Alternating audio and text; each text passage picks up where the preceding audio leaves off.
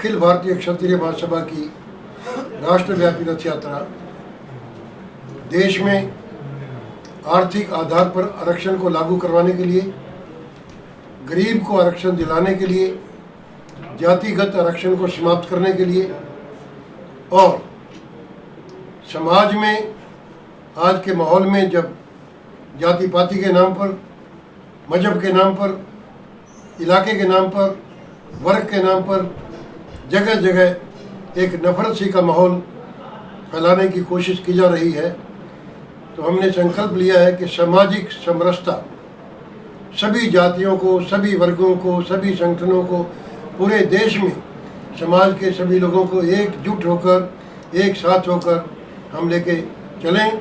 और इस बार पूरे हिंदुस्तान में महाराणा प्रताप जयंती जो है वो सामाजिक समरसता दिवस के तौर पर हमने मनाई है। तो ये हमारा दूसरा आंदोलन है राष्ट्रव्यापी। और तीसरा, जो महान पुरुष हैं, जो भी महान पुरुष हैं, उनके इतिहास का संरक्षण हो, उस इतिहास को बिगाड़ा न जाए, उसके साथ खिलवाड़ न की जाए।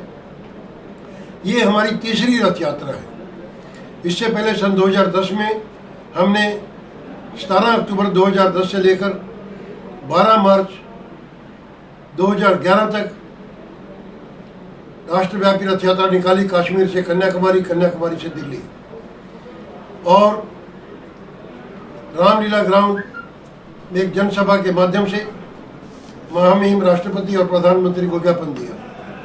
उसका एक परिणाम हुआ, हिंदुस्तान में पहली बार एक परिणाम हुआ कि हरियाणा की सरकार ने, पहली बार हरियाणा सरकार ने कानून पास करके 5 स्वर्ण जातियों को आरक्षण दिया।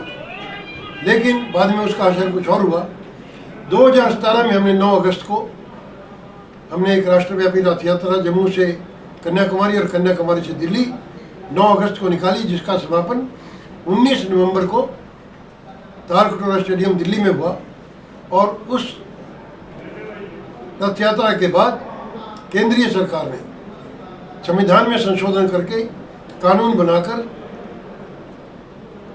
10% आरक्षण आर्थिक आधार पर दिया और उसको लागू किया।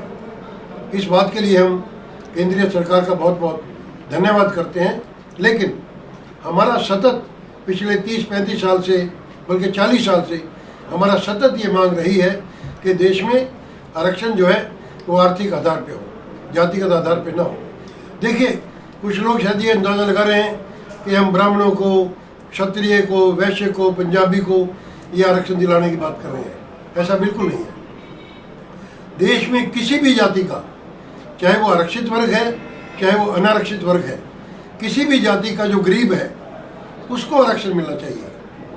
क्योंकि जो आरक्षित वर्ग है उसका भी हिस्सा जो है कुछ एक अमीर लोग, कुछ एक पूंजीपति लोग, कुछ एक अफसर जो है वो लूट रहे हैं और उस गरीब को कुछ नहीं मिल रहा है।